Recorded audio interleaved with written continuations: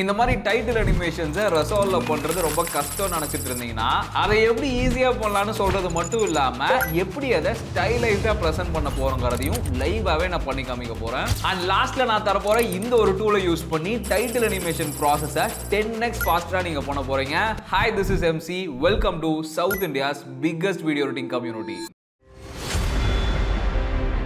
Okay bros, first நம்ம இந்த flicker எஃபெக்ட்லேருந்து start பண்ணிடலாம். ஸோ ஃபர்ஸ்ட் நம்ம ரெசால்வ்ல எடிட் பேஜ் ஓப்பன் பண்ணிட்டு இந்த எஃபெக்ட்ஸ் டேபு கீழே டைட்டில்ஸ் இருக்கும், அதுக்குள்ள டைட்டில் ப்ளஸ்னு ஒரு லேயர் இருக்கும், அதை அப்படியே ட்ராக் பண்ணி டைம் லைனில் ஆட் பண்ணிடலாம். ஸோ இங்கே நம்ம டைட்டில் ஃபாண்ட்டு கலர்னு எல்லாத்தையும் மாடிஃபை பண்ணிக்கலாம். பட் இந்த எஃபெக்ட்டை கிரியேட் பண்ணுறதுக்கு நம்ம இன்னொரு இடத்துக்கு போக போகிறோம். அங்கே போகிறதுக்கு சிம்பிளாக இந்த பட்டனை மட்டும் கிளிக் பண்ணுங்க. Welcome to fusion bros. நீங்கள் இமேஜின் பண்ணுற எல்லா எஃபெக்ட்டையும் ஃபியூஷன் மூலியமாக அச்சீவ் பண்ண முடியும். சிம்பிளா சொல்லணும்னா ஆஃப்டர் எஃபெக்ட்ஸ்ல நீங்க பண்ணக்கூடிய எல்லா விஷயத்தையும் ஃபியூஷன்லயும் பண்ண முடியும். ஸோ இந்த ஃபிளிக்கர் எஃபெக்ட்டை கிரியேட் பண்றதுக்கு இந்த டெக்ஸ்ட் பாக்ஸை ரைட் கிளிக் பண்ணிட்டு ஃபாலோவர் ஆப்ஷனை செலக்ட் பண்ண உடனே இந்த மாடிஃபையர் டேப் வந்து அன்லாக் ஆகும். இதுல இந்த ஷேடிங் ஆப்ஷனை கிளிக் பண்ணீங்கன்னா எடிட் பேஜ்ல இருக்கிறத விடவே இங்க நிறைய ஆப்ஷன்ஸ் இருக்கும். ஸோ நீங்க எப்படி வேணாலும் உங்க டெக்ஸ்ட்டை மாடிஃபை பண்ணிக்கலாம் இங்க. பட் இப்போ நம்ம எஃபெக்ட்டை கிரியேட் பண்றதுக்கு இந்த ஃப்ரேமை 0ல வச்சுட்டு இந்த ஒப்பாசிட்டியில ஒரு கீ ஃப்ரேம் ஆட் பண்ணி நான் வந்து அதோட வேல்யூவை 0 பண்ணிக்கிறேன். தென் அதை ஒரு 2 ஃப்ரேம் தள்ளி அதை 1க்கு சேஞ்ச் பண்ணிக்கிறேன். அண்ட் இதே ப்ராசஸை நான் ஒரு 4 டைம் ரிப்பீட் பண்றேன். உங்களுக்கு எவ்வளோ லென்த்துக்கு இந்த எஃபெக்ட் வேணுமோ அத்தனை டைம் நீங்க பண்ணிக்கலாம். அது ஜஸ்ட் இந்த கீ ஃப்ரேமை காப்பி பேஸ்ட் கூட பண்ணிக்கலாம். ஸோ இப்போ இதுதான் நம்மளோட அவுட்புட். பட் இண்டிவிஜுவல் டைட்டிலை நம்ம இப்போ ஃபிளிக்கர் பண்ண வைக்கிறதுக்கு சிம்பிளா டைமர் டேப் போயிட்டு டிலே வேல்யூவை 1க்கு சேஞ்ச் பண்ணி ஆர்டரை ரேண்டம் பை 1/1 சூஸ் பண்ணீங்கன்னா இந்த அனிமேஷன் கிரியேட் ஆயிடும். ஸோ இந்த அனிமேஷன்லாம் எந்த அளவுக்கு முக்கியமோ அதை விட அதை எப்படி ஸ்டைலைஸ் பண்ணி ப்ரெசென்ட் பண்றோங்கிறதும் ரொம்ப முக்கியம். ஸோ நான் எடிட் பேஜ் போயிட்டு இன்னொரு டெக்ஸ்ட் ஆட் பண்ணிட்டு அது சின்னதாக மேலே பிளேஸ் பண்ணிக்கிறேன். தென் இந்த டெக்ஸ்ட்டை நான் ஸ்டைலைஸ் பண்ணுறதுக்காக இது மேலே ஒரு டெக்ஸ்சர் ஆட் பண்ண போகிறேன்.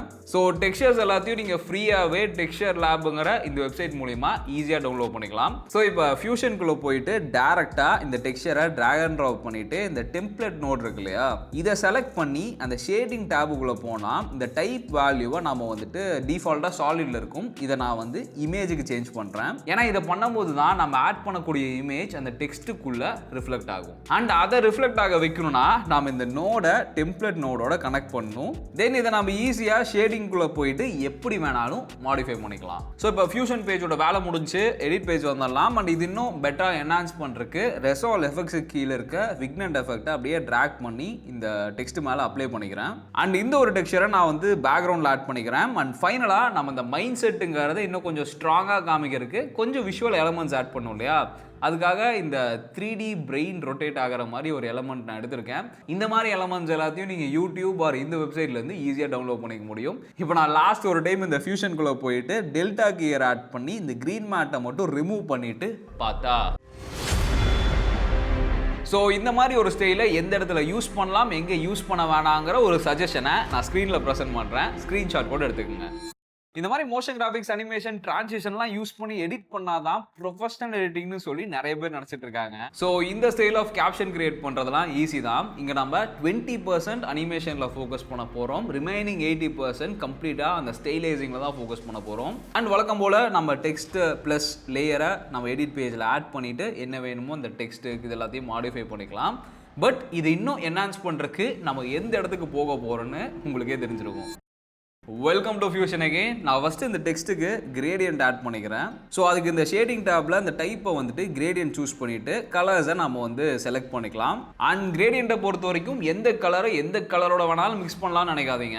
ஸோ இப்போ நான் ஸ்க்ரீனில் ப்ரெசென்ட் பண்ணுற இதெல்லாம் தான் best pairing gradient colours. So சும்மா இதையும் எக்ஸ்பெரிமெண்ட் பண்ணி பாருங்க. இப்போ நம்ம இந்த டெக்ஸ்ட் மேலே ஒரு ஷைன் லைனாட்ட ஆட் பண்ணலாம். அதுக்கு நான் சிம்பிளாக பிரைட்னஸ் அண்ட் கான்ட்ராஸ்ட் நோட ஆட் பண்ணி அதோட வேல்யூவை லைட்டாக அட்ஜஸ்ட் பண்ணிக்கிறேன். என்னடா ஸ்க்ரீன் ஃபுல்லாக பிரைட் ஆகுதுன்னு பேனிக் ஆகாதீங்க.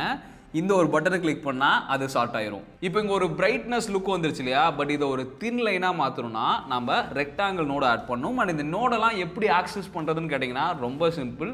ஷிஃப்ட் ஸ்பேஸ் கொடுத்தீங்கன்னா எல்லா நோட்ஸுமே வந்து உங்களுக்கு இந்த மாதிரி இருக்கும். நீங்கள் அதுலேருந்து ட்ராக் அண்ட் ட்ராப் பண்ணி ஈஸியாக ஆட் பண்ணிக்கலாம். ஸோ இதை நான் ஆட் பண்ணிவிட்டு இந்த மாதிரி ஓவராலாக அட்ஜஸ்ட் பண்ணி பொசிஷன் பண்ணிக்கிறேன். அண்ட் இங்கே இந்த சாஃப்ட் எஜ்ஜோட வேல்யூவை லைட்டாக அட்ஜஸ்ட் பண்ணிட்டு பார்த்தா நாம் எதிர்பார்க்குற அந்த ஷைன் லைன் லுக்கு ஈஸியாக அச்சீவ் ஆயிரும். அண்ட் இந்த நோட அப்படியே நான் காப்பி பண்ணி பேஸ்ட் பண்ணிவிட்டு லைட்டாக அட்ஜஸ்ட் பண்ணிக்கிறேன். தென் இந்த டெக்ஸ்டோட டெப்த்தை இன்னும் எலவேட் பண்ணுறதுக்கு நம்ம டெம்ப்ளேட் நோடில் இருக்க இந்த தேர்ட் எலமெண்ட்டை செலக்ட் பண்ணால் ஷேடோஸ் வந்துடும். அண்ட் இதோட கலரை இங்கே போயிட்டு நம்ம எப்படி வேணாலும் சேஞ்ச் பண்ணிக்கலாம். அண்ட் இதோட பொசிஷனை மட்டும் லைட்டாக வச்சிடறேன், ஸோ தட் மினிமல் டெப்த் இருக்க மாதிரி இருக்கும். இப்போ இன்னும் கொஞ்சம் என்ஹான்ஸ் பண்ணுறதுக்கு கிரெயின் நோட் ஆட் பண்ணிவிட்டு அதோட வேல்யூவை மினிமலாக செட் பண்ணிக்கிறேன். ஸோ இந்த மாதிரி ஒரு மூவ்மெண்ட் அனிமேஷன் அதுக்குள்ளேயே கிரியேட் ஆகிருக்கும்.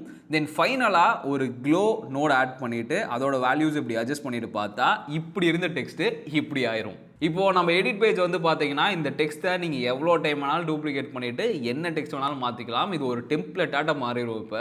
பட் இந்த என்டையர் கேப்ஷனில் சில இடத்த மட்டும் ஹைலைட்டடாக காமிக்கிறதுக்காக அந்த ஷைன் லைனுக்கு ஒரு அனிமேஷன் கிரியேட் பண்ணலாம். எகைன் நான் வந்து ஃபியூஷன் பேஜ் போயிட்டு நம்ம ஸ்டாட்டிக்காக செட் பண்ணியிருக்கேன் அந்த ரெக்டாங்கிள் மாஸ்க் இருக்கு இல்லையா, அது அப்படியே நான் வந்து இந்த ஸ்டார்டிங் பாயிண்ட்டுக்கு எடுத்துகிட்டு போயிடுறேன். தென் இந்த இடத்துல ஒரு கீ ஃப்ரேம் ஆட் பண்ணிட்டு அது அப்படியே எந்த இடத்துல நான் நிறுத்தணுமோ கொண்டு வந்து வச்சேன்னா ஆட்டோமேட்டிக்காக இந்த மாதிரி ஒரு அனிமேஷன் கிரியேட் ஆயிரும். அண்ட் அதை கொஞ்சம் ஸ்மூத்தன் பண்ணுறதுக்கு நான் ஸ்பைன் டேப் ஓப்பன் பண்ணிவிட்டு அந்த ரெக்டாங்கிள் மாஸ்க்கை மட்டும் செலக்ட் பண்ணனா இந்த மாதிரி ஒரு லைன் வரும். இதுதான் நம்ம கீ ஃப்ரேமோட கிராஃபு. ஸோ இதை நான் அப்படியே செலக்ட் பண்ணிட்டு எஸ் கொடுத்தேன்னா இது கம்ப்ளீட்டாகவே ஈஸி ஆயிரும். ஸோ இந்த மாதிரி ஸ்டைலைஸ்டு கேப்ஷன்ஸை எங்கே யூஸ் பண்ணலாம், எங்கே யூஸ் பண்ண வேணாங்கிற என் சஜஷனை ஸ்க்ரீனில் ப்ரெசென்ட் பண்ணுறேன். ஸ்க்ரீன்ஷாட் எடுத்துக்கங்க.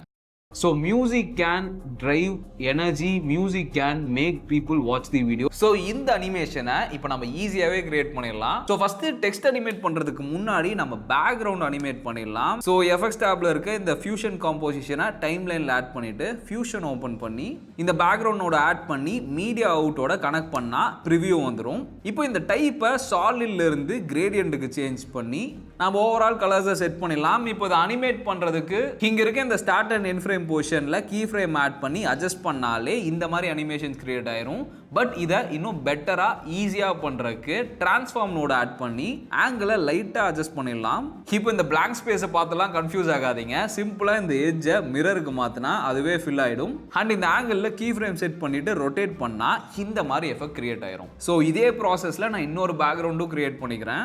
இப்போ நம்ம டெக்ஸ்ட் அனிமேஷனை ஸ்டார்ட் பண்ணலாம். அதுக்கு நம்மளோட யூஷுவல் ப்ராசஸான text plus title adjustments and நம்ம ஃபியூஷனில் ஸ்டைலைசிங் பண்ணதுக்கப்புறம் இந்த சிங்கிள் டெக்ஸ்ட்டோட கலரை மட்டும் சேஞ்ச் பண்ணுறதுக்கு டெக்ஸ்ட் பாக்ஸில் ரைட் கிளிக் பண்ணி கேரக்டர் லெவல் ஸ்டைலிங்கை சூஸ் பண்ணிவிட்டு எந்த கேரக்டர்ஸுக்கு நீங்கள் டிஃப்ரெண்ட் கலர் கொடுக்கணுமோ அதை மட்டும் அப்படியே ட்ராக் பண்ணி செலக்ட் பண்ணிவிட்டு கலரை மாற்றினா அந்த கேரக்டர் மட்டும் டிஃப்ரெண்ட் கலருக்கு மாறிடும். இப்போ இதில் இந்த டெக்ஸ்ட் பாப் அனிமேஷன் கிரியேட் பண்ணுறதுக்கு டெக்ஸ்ட் பாக்ஸில் ரைட் கிளிக் பண்ணி ஃபாலோவரை செலக்ட் பண்ணிவிட்டு இப்போ டிரான்ஸ்ஃபார்ம் டேப்ல இருக்க ஆஃப் சைடோட ஒய் வேல்யூஸுக்கு கீ ஃப்ரேம் செட் பண்ணி இந்த மாதிரி கீழே இருந்து மேலே பாப் ஆகிற மாதிரி நான் வந்து பொசிஷன் பண்ணிக்கிறேன். தென் ரொம்ப முக்கியமாக டைமிங் டேப்ல டிலே வேல்யூவை 1க்கு செட் பண்ணா இந்த மாதிரி தனித்தனி கேரக்டர் பாப் ஆகிற மாதிரி ஒரு அனிமேஷன் கிரியேட் ஆயிரும். தென் இதில் இருக்க ஆப்ஷன்ஸ்லாம் நீங்கள் மாற்றி பார்த்தாவே தெரியும். ப்ரீசெட்டாகவே அங்கே டிஃப்ரெண்ட் அனிமேஷன்ஸை நீங்கள் ஜஸ்ட் இன் கிளிக் கிரியேட் பண்ணிடலாம். இப்போ நம்ம ரிமைனிங் டெக்ஸ்ட் எல்லாத்தையும் நான் எடிட் பேஜ்லேயே கிரியேட் பண்ணிட்டு கிரேடியன்ட் யூஸ் பண்ணி ஸ்டைலைஸ் பண்ணிடுறேன்.